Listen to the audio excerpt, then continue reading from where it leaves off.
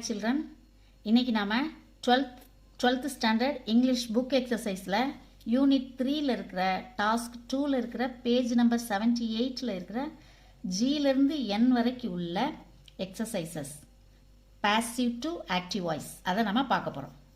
Change the following sentences into active voice. Passive வாய்ஸில் உள்ளதை active வாய்ஸாக நம்ம மாற்றணும். பார்ப்போமா? இங்கே பாருங்கள். சுந்தரி has been taken to hospital by her husband. இதில் நம்ம சப்ஜெக்ட் வேர்ப் ஆப்ஜெக்டாக பிரிக்கணும். தெரியும் இல்லையா? நமக்கு ஏற்கனவேவும் நம்ம A to G வரைக்கும் ஏற்கனவே இதுக்கு முன்னாடி ஒரு போன வீடியோவில் போட்டாச்சு. இது அதனுடைய கண்டினியூவேஷன் தான் இது. சரியா? சுந்தரிங்கிறது சப்ஜெக்டு, has been taken அப்படிங்கிறது வேர்பு, to hospitalங்கிறது அட்வர்பு. பை வந்தால் தான், பை பக்கத்தில் தான் நமக்கு என்ன இருக்கும்? ஆப்ஜெக்ட் இருக்கும். அப்போ நம்ம எப்பயுமே என்ன செய்வோம்? ஆப்ஜெக்டை சப்ஜெக்டாக கொண்டு வருவோம், சப்ஜெக்டை ஆப்ஜெக்டாக கொண்டு வருவோம். வேர்பு பாசிவ் ஃபார்மில் இருந்துச்சுன்னா அதை ஆக்டிவ் ஃபார்முக்கு நம்ம என்ன செய்வோம்? மாற்றுவோம். அவ்வளோதான். சரியா? சரி, இப்போ கொண்டு வருவோமா? ஹேர் ஹஸ்பண்ட் அப்படிங்கிறத இங்கே நம்ம என்ன செய்யணும்? கொண்டு வரணும். இப்போ இங்கே ஏற்கனவே ஹேர்னா யார்? சுந்தரி இல்லையா? ஹேர் ஹஸ்பண்டுங்கிறது சுந்தரியோடைய ஹஸ்பண்டு இல்லையா? அப்போ ஹேர்னு ஆரம்பிக்கிறதுக்கு முன்னாடி ஹேருக்கு பதிலாக நம்ம சுந்தரிங்கிற பேரை நம்ம இங்கே யூஸ் பண்ணிடலாம். சரியா? எழுதுவோமா? Sundari's husband. Sundari's husband has been taken அப்படின்றத நம்ம பாசிவ் ஃபார்மில் நம்ம பி வேர்பை எடுத்துட்டோம்னா அது ஆக்டிவ் ஃபார்மாக ஆயிரும் இல்லையா? பர்ஃபெக்ட் டென்ஸுக்கு அந்த மாதிரி தான் என்ன செய்வோம்? எழுதுவோம். அப்போ இந்த பீனை எடுத்துட்டா ஹேஸ் டேக்கன், அதான் வந்து ஆக்டிவ் ஃபார்ம். அதை இங்கே கொண்டு வந்துடுவோம். Sundari's husband has taken. Verb வந்துருச்சு, அதுக்கு அடுத்து ஆப்ஜெக்ட் வரணும் இல்லையா? ஆப்ஜெக்ட் வந்து இங்கே சப்ஜெக்டாக உள்ளதை இங்கே ஆப்ஜெக்டாக கொண்டு வரணும். இங்கே சப்ஜெக்ட் வந்து சுந்தரி, ஏற்கனவே நம்ம சுந்தரின்றதை எழுதியாச்சு. அதனால் இங்கே ப்ரனவுனை எழுதுவோம். சரியா? ஹேர் அப்படிங்கிற சுந்தரி அப்படிங்கிறத ஹேர் அப்படின்னு எழுதுவோம். Sundari's husband has taken hair to hospital. முடிஞ்சிருச்சா? ஓகேயா? அடுத்து our television is being repaired now. எங்களுடைய டெலிவிஷன் ரிப்பேர் பண்ணப்பட்டு கொண்டு இருக்கிறது இப்பொழுது. சரியா? அப்போ இது வந்து கண்டினியூஸ் ஃபார்ம். பீயிங் வந்தாலே என்ன ஃபார்மு? Continuous form. இதே கண்டினியூஸ் ஃபார்மில் நம்ம இங்கே எழுதணும். எப்படி எழுதுறது? இந்த பீயிங்கை எடுத்துட்டு பேஸ் ஃபார்மில் ரிப்பேர்டுனுடைய பேஸ் ஃபார்மை ஐஎன்ஜி சேர்த்து எழுதுனோம்னா முடிஞ்சிடும். சரியா? எழுதுவோமா? இது வந்து என்னது? சப்ஜெக்டு, இது வேர்ப். இது வந்து என்னது? வேர்பு. ஆப்ஜெக்ட் இங்கே இல்லை. அப்போ இங்கே பாருங்கள், ஒன்று அன்னோனாக இருந்தால் ஆப்ஜெக்ட் நம்ம எழுத மாட்டோம், அல்லது ஆப்வியஸாக நல்லா தெரியும் போது நம்ம ஆப்ஜெக்ட் நம்ம என்ன செய்ய மாட்டோம்? எழுத மாட்டோம். பை போட்டு எழுத மாட்டோம். அப்போ இங்கே பை இல்லைன்னா இங்கே டெலிவிஷனை ரிப்பேர் பண்ணுறது யார்? Television mechanic. நல்லாவே தெரியும், மெக்கானிக் தான் ரிப்பேர் பண்ண முடியும். அப்போ இது வந்து இந்த ஆப்ஜெக்ட் வந்து நமக்கு வந்து ஆப்வியஸ். அப்போ பை த மெக்கானிக் அப்படின்னு நாமளே என்ன செய்யலாம்? போட்டுக்கலாம். சரியா? அப்போ இது ஆப்ஜெக்ட். இந்த ஆப்ஜெக்டை இங்கே கொண்டு வந்துடுவோம். சப்ஜெக்ட் வேர்பு ஆப்ஜெக்ட் இருக்குது, கொண்டு வந்துடுவோம். த mechanic. The mechanic is being repaired. என்ன எழுதணும் நம்ம? Is repairing. மெயினில் ஐஎன்ஜி சேர்த்துடணும். சரியா? பேஸ் ஃபார்மில் ஐஎன்ஜி சேர்த்துடணும். Is repairing. இப்போ இதுவும் கண்டினியூஸ், இதுவும் கண்டினியூஸ், ப்ரெசன்ட் கண்டினியூஸ். சரியா? The mechanic is repairing our television now. முடிஞ்சிருச்சா? அடுத்து பாருங்க. Sweets have not been distributed to children by the organizers. Sweets have not been distributed. Sweets subject, have not been distributed. Verb to children வந்து என்னது? adverb. by the organizers. by the organizers அப்படிங்கிறது by வந்ததுனால இது object. சரியா? அப்போ ஆப்ஜெக்டை இங்கே கொண்டு வருவோம். the organizers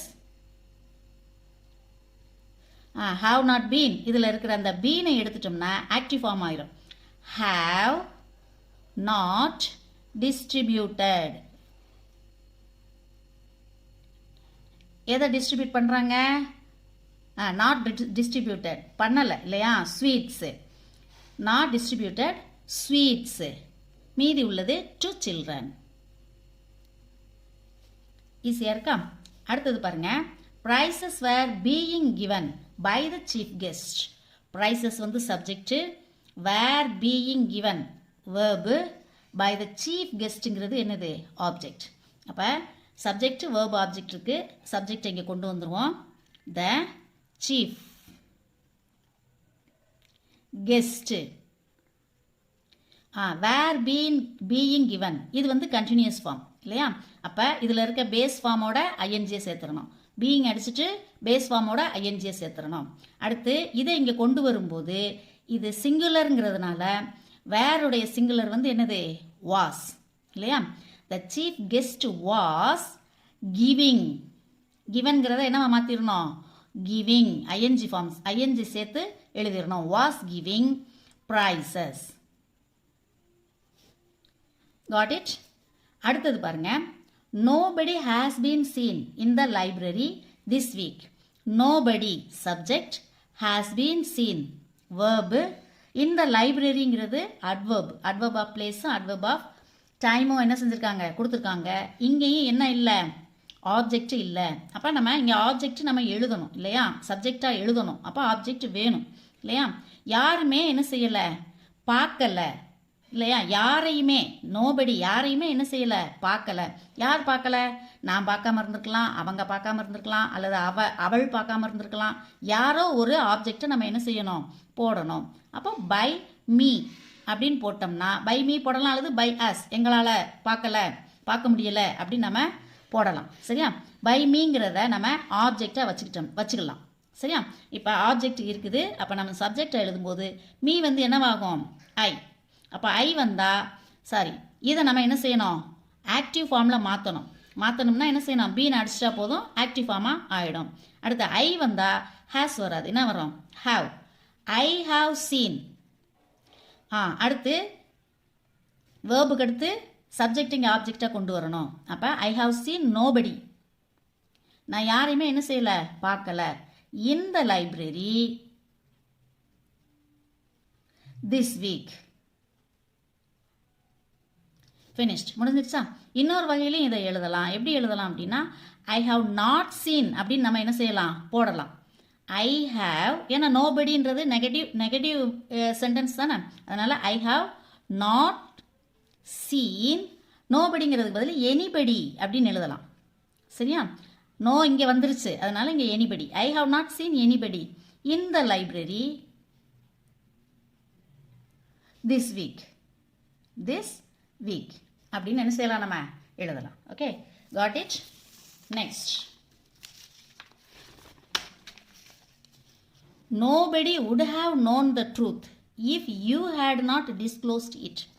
இப்போ இங்கே பாருங்க, நமக்கு பர்ஃபெக்ட் டென்ஸ் வந்துச்சுன்னா எல்லாத்துலேயுமே என்ன வருது பாருங்க, ப்ரெசன்ட் பர்ஃபெக்ட் டென்ஸில் பீன் வருது, பாசிவ் ஃபார்மில் பீன் வருது. தெரியுதா உங்களுக்கு, have not been distributed, has been scene அப்படின்னு வருது. ஆனால் இங்கே வந்து என்ன செய்யலை, அந்த பீன் இல்லை. பீன் இல்லைன்னா இது என்ன ஃபார்மு, ஆக்டிவ் ஃபார்ம். புரியுதா, ஏதோ மிஸ் பிரிண்ட் ஆகிருக்கு. நாம் என்ன செய்வோம், அதை இப்போ இது ஆக்டிவ் ஃபார்மில் இருக்குது, நம்ம பாசிவ் ஃபார்மில் எழுதிடுவோம். சரியா, would have been known அப்படின்னு வரணும். அந்த பீன் இங்கே வரல, அப்போ இது ஆக்டிவ் ஃபார்ம். சரியா, அப்போ இங்கே பாருங்கள், இது வந்து ஆக்டிவ் ஃபார்மில் இருக்குது, நம்ம பாசிவ் ஃபார்மில் எழுதணும். நோபடிங்கிறது சப்ஜெக்ட், would have known அப்படிங்கிறது வேர்ப், the truth அப்படிங்கிறது ஆப்ஜெக்ட். அடுத்து இன்னொரு வேர்பும் இங்கே கொடுத்துருக்குறாங்க பாருங்க, had not disclosed. இங்கே ஒரு வேர்ப் இருக்குது, இது ஒரு சப்ஜெக்ட் இருக்குது, இங்கே ஒரு ஆப்ஜெக்ட் இருக்குது. அப்போ நம்ம இந்த ரெண்டையுமே நம்ம என்ன செய்ய வேண்டியது வரும், மாற்ற வேண்டியது வரும். சரியா, மாற்றுவோம். ஒன்றும் இது கிடையாது, கஷ்டம் கிடையாது, மாற்றிடலாம். இந்த ஆப்ஜெக்ட் வந்து என்னது, இங்கே போடணும், the truth. would have known அப்படிங்கிறத மாற்றும்போது, பாசிவ் ஃபார்மில் மாற்றும்போது ஹாவ் பக்கத்தில் என்ன போட்டால் போதும், பீன் போட்டால் போதும். சரியா, would have been known by nobody இல்லையா. அப்போ நோபடின்றத நம்ம போடணும்னு அவசியமே இல்லை, போட்டாலும் ஒன்றும் தப்பு இல்லை. இந்த ட்ரூத் எழுதியாச்சு. அடுத்து would have been known. would have been known போடணும் இல்லையா? சரி, would have been known போட்டாச்சு. ஆனால் ஆப்ஜெக்ட் வந்து nobody அப்படின்னு வந்ததுனால இங்கே நம்ம not சேர்த்துருவோம்.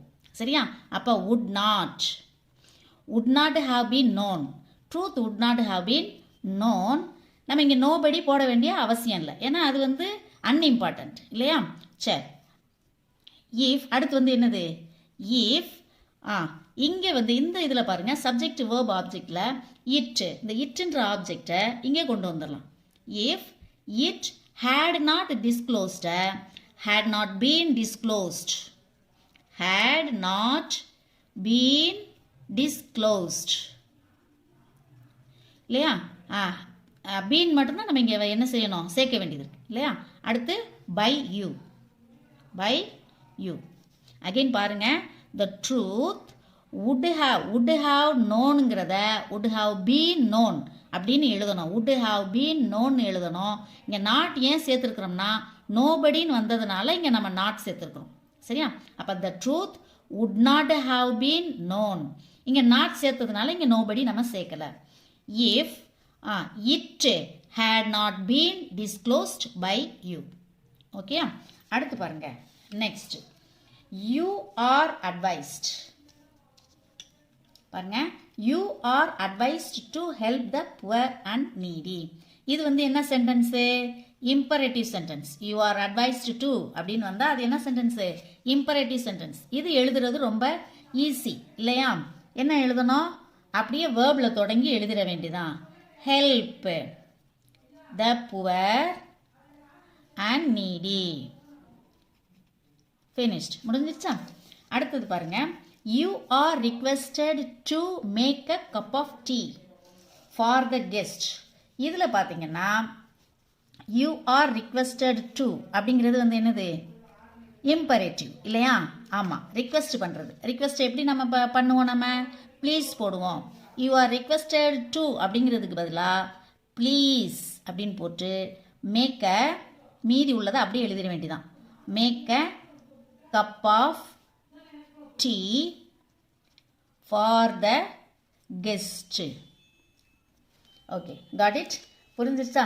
சரி, இப்போ நம்ம இது வரைக்கும் நம்ம பாசிவ் டு ஆக்டிவை எழுதி முடிச்சாச்சு.